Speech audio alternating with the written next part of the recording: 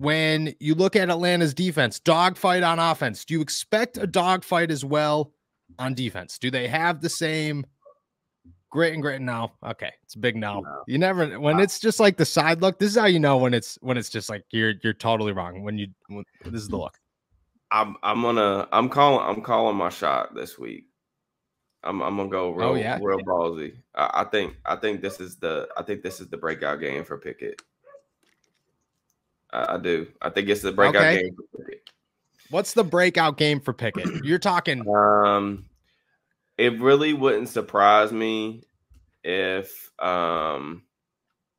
he threw as many touchdowns on Sunday as he's thrown all year. Combined. You're saying a 3-touchdown game for Kenny This Atlanta Pickett. defense isn't good, man. It's not. Wow. 3-touchdown game for Kenny Pickett.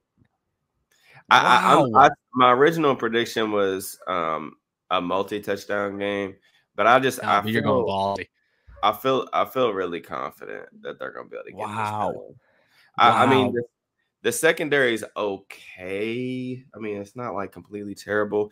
They got AJ Terrell, who he struggled a little bit this year, just more so because he hasn't been like completely healthy, at least from what I've seen. Casey Hayward got hurt early in the year, and they've kind of just been rotating random guys in the secondary.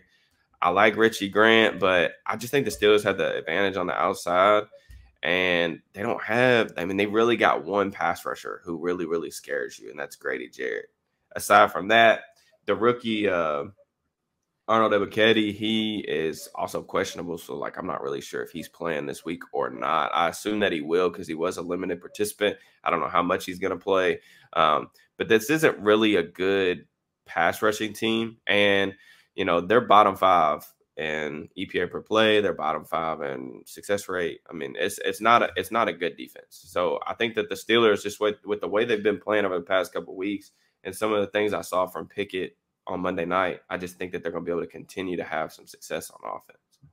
Wow.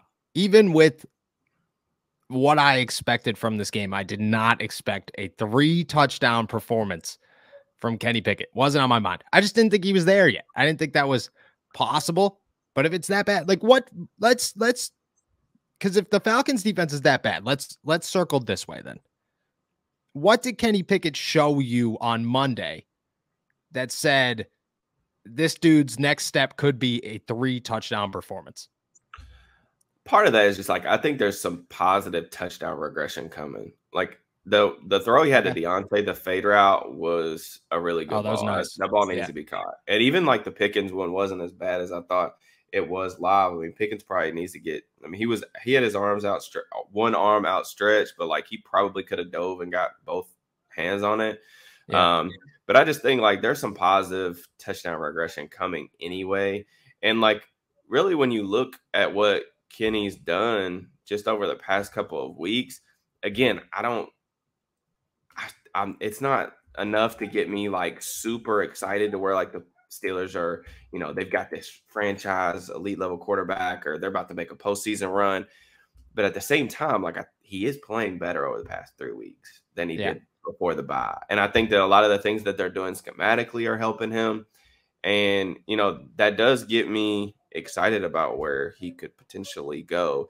And just on Monday in particular, I thought that there were examples of good pocket movement. I thought that he showed one early in the game.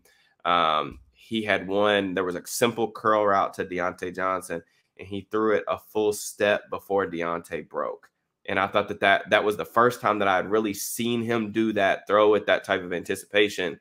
And that's like little stuff that I look for when I'm doing like my film study that gets me excited about young quarterbacks when they're starting to take those strides to, you know, level up their game in those ways. Like that gets me excited. And just in the past 3 weeks, Kenny's had 5 big time throws, according to Pro Football Focus, only 2 turnover worthy plays. So you look at how often he was turning the ball over before the bye week, and that largely has not been the case since the bye. So I'm just looking for, you know, gradual development, and I'm thinking he's improving on some different things.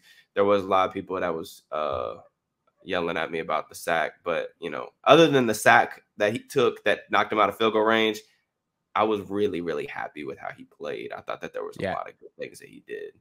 Yeah, I agree. I loved almost everything that Kenny did on Monday night. It was the first time that I actually felt like, oh, okay, look at, like, there's an actual future. Like, we could stop talking about the big if and just say, now we can start talking about how quickly can this all come together. You know, like, until Monday, it was, yeah, we need to see this, we need to see that. Now it's okay. Yeah, like, that first step was there. It happened. Let's take the second step. Let's take the third step, because I think you have to get to a starting point. I think that's where he is.